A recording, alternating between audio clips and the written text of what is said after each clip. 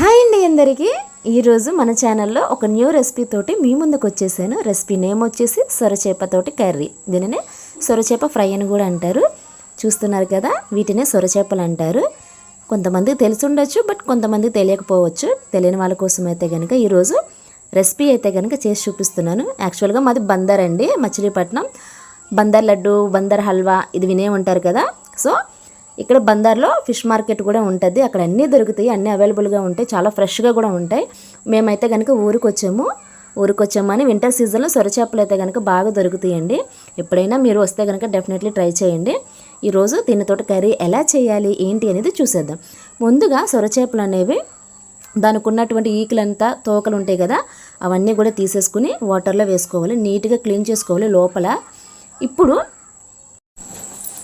ఇక్కడ నేను rice cooker గిన్నె అయితే తీసుకున్నాను. ఇది గడ్డి మీద కూడా ఆవిరి పట్టుకోవచ్చని. నేను ఇక్కడ గడ్డి అనేది అవైలబుల్గా లేదు, నేను అందుకని రైస్ కుక్కర్ ఉంటుంది వాడకం కదా, రైస్ కుక్కర్ గిన్నె అయితే తీసుకున్నాను. దానిలోకి కొంచెం వాటర్ పోసుకుని దాని మీద జాలి పెట్టుకున్నాను. ఆ జాలి మీద క్లీన్ చేసినటువంటి సొరచేప ముక్కలు అయితే కనుక పెట్టుకున్నానండి. ఇప్పుడు ఈ ముక్కలు ఆవిరికి ఉడకనివ్వాలి. ఇది ఉడికేలోపు నెక్స్ట్ ప్రాసెస్లోకి వెళ్ళిపోదాము. ఇక్కడ అల్లం వెల్లుల్లి పేస్టు, అలానే కొంచెం ఆనియన్స్, పచ్చిమిర్చి కూడా రెడీగా పెట్టుకోవాలి. ఇప్పుడు చూపిస్తున్నాను కదా, పైనటువంటి మొత్తం అంతా కూడా ఉడికిన తర్వాత ఎలా ఉంటుందంటే, పైన మీకు బ్లాక్గా కనిపిస్తుంది కదా స్కిన్ అనేది, ఆ స్కిన్ అంతా కూడా రిమూవ్ చేసుకోవాలండి. ఆ బ్లాక్ అంతా కూడా తీసేసేయాలి, ఎందుకంటే ఇసుక కూడా ఉంటుంది.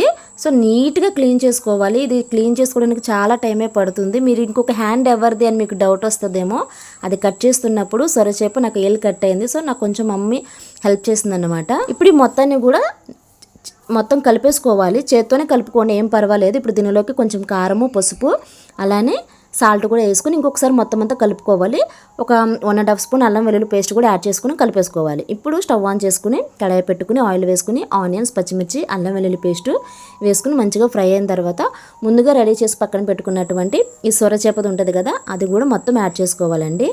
ఇది చాలా బాగా ఫ్రై అవ్వాలన్నమాట. మీడియం ఫ్లేమ్లో పెట్టుకోండి, అస్సలు అడగంటకూడదు, తిప్పుతూనే ఉండాలండి, అస్సలు అడగంటకూడదని చెప్పాను కదా. ఇప్పుడు దీనిలోకి బాగా ఫ్రై అయిన తర్వాత కొత్తిమీర. మెయిన్ ఇంగ్రీడియంట్ ఏంటి అంటే ఉల్లిబొందు అండి.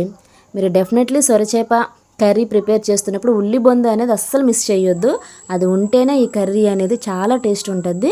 సో ఉల్లిబొందు అలానే కొత్తిమీర కూడా యాడ్ చేసేసుకోవాలి. ఇక్కడ ఒక చిన్న క్లిప్ మిస్ అయింది, మనం ఇంట్లో ప్రిపేర్ చేసుకుంటాం కదా మసాలా, ఆ మసాలా కూడా యాడ్ చేసుకోవాలండి. ఫైనల్గా కర్రీ అయితే కనుక రెడీ అయిపోయింది. చాలా చాలా టేస్ట్ ఉంటుంది, చెప్పడం కాదు, మీరు కూడా ఒకసారి ట్రై చేయండి వీలైతే. వీడియో నచ్చినట్లయితే ప్లీజ్ సబ్స్క్రైబ్ చేసుకోండి. Thank you.